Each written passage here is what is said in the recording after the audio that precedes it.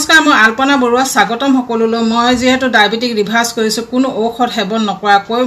মোৰ blood sugar এবছৰ হ'ল খুব সুন্দৰকৈ নিয়ন্ত্ৰণত আছে লগতে মোৰ হাই ব্লাড প্ৰেছাৰ আছিল 14 বছৰ দিন হাই ব্লাড প্ৰেছাৰ ঔষধো খাই আছিলো কিন্তু বৰ্তমান এবছৰ হ'ল মোৰ হাই ব্লাড প্ৰেছাৰ ঔষধ নোখোৱাকৈ খুব সুন্দৰকৈ নিয়ন্ত্ৰণত আছে আৰু লগতে মই 14-15 কেজি ওজনো কমালো 3-4 মাহৰ ভিতৰতে এইবিলাক নিজে নিজে কৰিছিলো সেইবাবে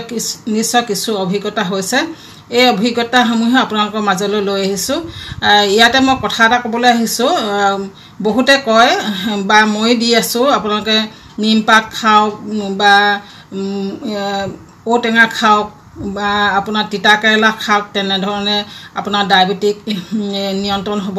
হয় এইবিলাকে সাপোৰ্টিংৰ কামহে কয় যদি আপোনালোকে খাদ্য অভ্যাস আপোনালোকৰ এক্টিভিটি নবহায় তেতিয়া হলে আপোনালোকৰ ঔষধ নোখোৱাকৈ ডায়াবেটিক কেতিয়াও নিয়ন্ত্ৰণলৈ নাহে আৰু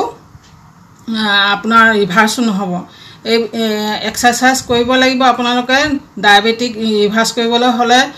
খাদ্য অভ্যাস সলনি কৰিব লাগিব আৰু মই ভিডিঅ' বিলাক দি আছো কি কি কৰিব লাগিব সেইবিলাক চালে নিশ্চয় আপোনালোকে অনুমান কৰিব পাৰিব আমি কি কি কৰিব লাগে ডায়াবেটিক ঔষধ নোখোৱাকৈ নিয়ন্ত্ৰণলৈ আনিবলৈ বা ৰিভাৰ্স কৰিবলৈ এয়া ক'বলৈ আহিলো ধন্যবাদ আজিলৈ